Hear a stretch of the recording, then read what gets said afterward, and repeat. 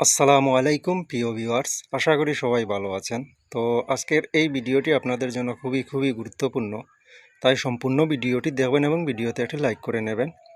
তো আমরা আজকে এই ভিডিওর যে টপিকটি হচ্ছে সেটা হচ্ছে গিয়ে আপনার ইঞ্জিনের সব কিছুই নতুন, তারপরেও কেন স্টার্ট হচ্ছে না, এ বিষয় নিয়ে আমরা আলোচনা করব এবং আরও অনেক ইত্যাদি যা রোগ আছে এ সমস্ত নিয়ে আমরা আলোচনা করব। তাই কেউ ভিডিওটি স্কিপ করবেন না, আপনারা মনোযোগ সহকারে শুনবেন। তো প্রথমত আমরা যে বিষয় নিয়ে আলোচনা করব, আমার একটি ভাই আমাকে কমেন্ট করেছিলেন যে ভাইয়া, আমার ইঞ্জিনের সব কিছুই নতুন, একদম নজেল প্লঞ্জর হেডও কাজ করা হয়েছে, লাইনার পিস্টন সব কিছুই আমি নতুন লাগিয়েছি, তারপরেও কিন্তু ইঞ্জিন স্টার্ট হচ্ছে না, মিসফায়ার হচ্ছে। তো ওখানে আমি দেখলাম আরও অনেক মানুষ রিপ্লাই করেছেন এই রোগের বিষয়ে, যে মোবিল দিয়ে দিয়ে স্টার্ট একবার করে নিলেই হয়ে যাবে। আসলে আপনি মোবিল দিয়ে স্টার্ট করতে পারবেন, কোনো সমস্যা নাই, কিন্তু এখন বর্তমানে হচ্ছে আপনার শীতকাল, এরকম রোগ থাকলে আপনি যখন সকালে যায়, শীতের সকালে আপনি যখন স্টার্ট করবেন ইঞ্জিনটি কিন্তু আপনার স্টার্ট হবে না, কয়েকটি দেওয়ার পরেও যদিও হয় আর কি, এরকম অবস্থা।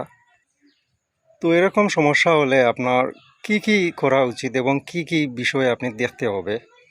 তো বিশেষ করে এরকম যদিও সমস্যা হয়, সব কিছুই নতুন, তারপরেও ইঞ্জিনটি স্টার্ট হচ্ছে না, প্রথমত আপনার যে প্লঞ্জরের মাথায় যে একটা রুলার আছে ফুয়েল পাম্পের মাথায়, ওইটা দেখতে হবে ওইটা কেমন আছে, ওটা খারাপ আছে কিনা।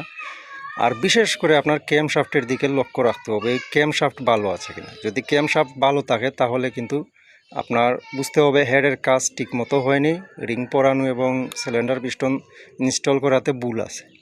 আর যদি দেখেন যে ক্যাম শাফট হয়ে গেছে, সাথে সাথে আপনি ক্যাম শাফটটি চেঞ্জ করে নেবেন, কারণ একটি ইঞ্জিনের গুরুত্বপূর্ণ অংশ হচ্ছে তার ক্যাম শাফট।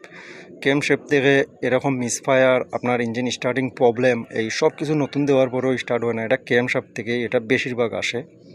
তো আশা করছি এ বিষয়ে আপনি বুঝতে পেরেছেন, আর যারা এ বিষয় নিয়ে ভুগছেন আপনারাও বিষয়টি গুরুত্ব সহকারে মাথায় রাখবেন। পরবর্তী আরেকটি রোগের বিষয়ে আমরা আলোচনা করব, যেটা হচ্ছে গিয়ে ইঞ্জিনের মোবিলে গ্যাস হয়ে যায়, মোবিল দ্রুত নষ্ট হয়ে যায়, কী কারণে। তো দেখুন, দ্রুত মোবিল যদি নষ্ট হয়ে যায় সেক্ষেত্রে আপনার দেখা উচিত, প্রথমত আপনার যে লাইনার পিস্টন আগে দেখতে হবে ওগুলো ভালো আছে কিনা।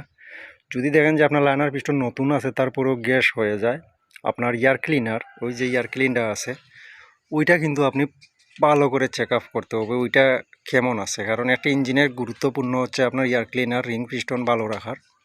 আর বিশেষ করে আরেকটি জিনিস দেখবেন, গ্যাস হওয়ার মেন কারণই হচ্ছে গিয়ে এই যে দেখুন এখানে একটি বাঁশি আছে, এই যে বাঁশি, এই বাঁশি যদি জাম হয়ে যায়, এই বাঁশি যদি ঠিকমতো বাতাস বের করতে না পারে, সেক্ষেত্রে আপনার ভিতরে ইঞ্জিনের ভিতরে একটি বাষ্প তৈরি হয়ে মোবিলগুলো ফুলে উঠে মোবিল নষ্ট হয়ে যায় দ্রুত।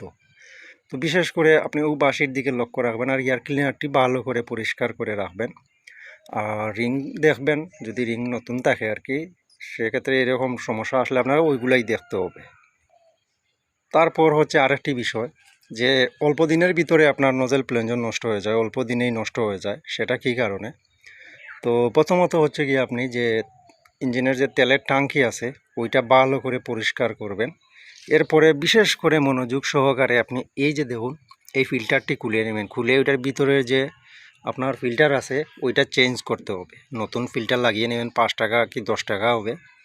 এই নাটটি ঢিলা করে এখানে মুচড় দিবেন, খুলে যাবে, মুচড়ে পুরোটাই খুলে এনে ভালো করে পরিষ্কার করে আবার লাগিয়ে নেবেন। সেক্ষেত্রে আপনার প্লঞ্জর নষ্ট হবে না দ্রুত।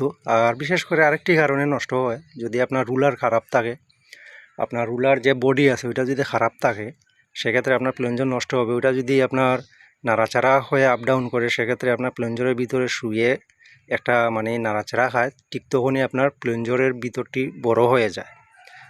তো আপনারা ওইগুলোই দেখে নেবেন। তো আশা করি এগুলোর বিষয়ে আপনারা বুঝতে পারলেন। তো আপনারা স্ক্রিনের সামনে যে ইঞ্জিনটি দেখতে পাচ্ছেন এটার মধ্যে কিন্তু অতিরিক্ত সার্ভিস পড়ে, কারণ হচ্ছে গিয়ে যখন আপনার ধান কাটার সিজন আসে ঠিক তখনই আপনার ধানের হালারে এটা উঠে। তারপর এই যে দেখুন এটার যে পাওয়ার টিলার আছে ওইখানে দাঁড় করানো, তো ওটা এখন আমরা তুলবো, আপনার পাওয়ার টিলারে তুলে যে বুড়ো জমিন চাষে যাবে এই ইঞ্জিনটি, কিন্তু এই ইঞ্জিনের কাজ আজ প্রায় 2 বছর হয়ে গেছে, এখন পর্যন্ত রিং পিস্টনে আমরা হাত দিই নাই।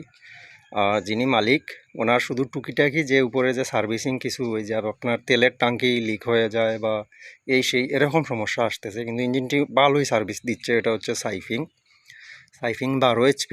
তো ইঞ্জিনটি খুবই ভালো সার্ভিস দিচ্ছে এটাই। তো আশা করছি আপনারা ভিডিওটি বুঝতে পেরেছেন। তো আপনাদের যদিও এই ভিডিওটি ভালো লেগে থাকে অবশ্যই আমার এই চ্যানেলটি সাবস্ক্রাইব করবেন। আর এরকম ডিজেল ইঞ্জিনের নানান ধরনের সমস্যা এবং ভিডিও আপলোড করা আছে আমার এই চ্যানেলে, আপনারা কষ্ট করে ঘুরে দেখে আসবেন। তো সবাই ভালো থাকবেন, সুস্থ থাকবেন। আসসালামু আলাইকুম।